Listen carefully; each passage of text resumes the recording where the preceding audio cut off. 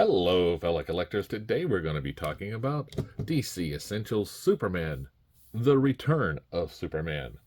So as you can see here, we have a DC Direct from the source box. On the side, we have Superman, The Return of Superman in his black outfit. On the back, we have Superman and a couple of other figures in the lineup. If we zoom in here, we can see that we have the Rebirth Batman version 2, the Speed Force Flash, and Nightwing of the New 52. So on the side, we just wrap around the front. We see the DC Direct. So if I bring in my scale,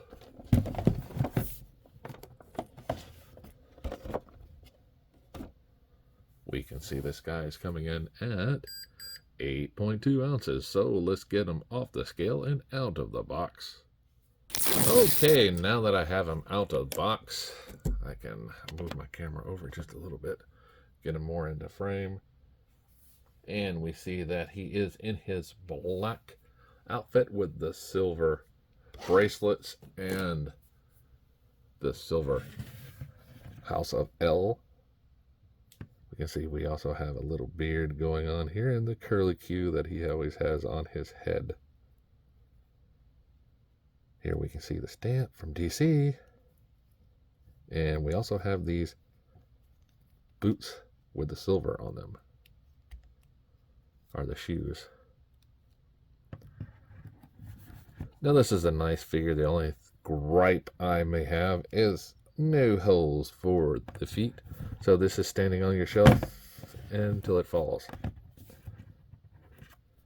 So we see here this painting part of the figure, black mold here with the skin color of Superman, Kal-El of Earth, 616.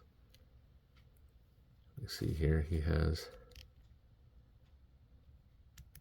this head sculpt that can move up a little bit, down a little bit, left and right. If you turn it too far, you can see the hinge peg that we have going on.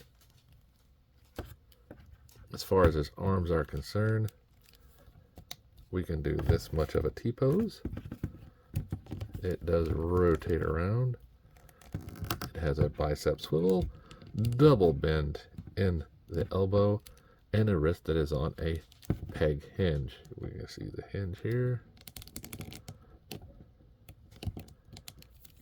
As far as ab crunch goes, Superman has a pretty good one. Go in there and forward. Not much of a gap there. We have a little bit of odd part there, but it's fine. Now if I get him back up, we can see he has a waist swivel. His legs can do a pretty good split. We also have a thigh rotation. If I can get it to rotate. There we go. And we also have a double bend in the knee, as well as a boot swivel. And we have a ball jointed hinge. You can see it there. That'll give forward and back motion and a little bit of side to side for the foot. Now to get them back up to shape,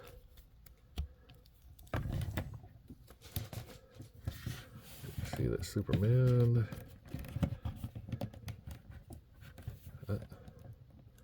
And this is the only problem about figures like this. They can fall at a moment's notice. So if I bring Superman in and see that he is coming in right at 7 inches tall, that means if I take a new multiverse figure, he'll be just a little bit smaller than some, right on scale with some others. Now if I bring in one of the DC Universe Classics Mongol here, you can see that Mongol is just a little bit shorter than Kal-El. Or if I bring in the Parasite, you can see We have a little bit of height difference there too. So he's more in the middle of these figures. If I look at Marvel Legends here, we see that they also just do not come up to that. So this would be probably one of those pieces on your shelf that would go somewhere else. Maybe a DC Essentials shelf lineup. So I found this guy on third-party eBay for a pretty good price. So remember, shop around, like, subscribe, and keep collecting.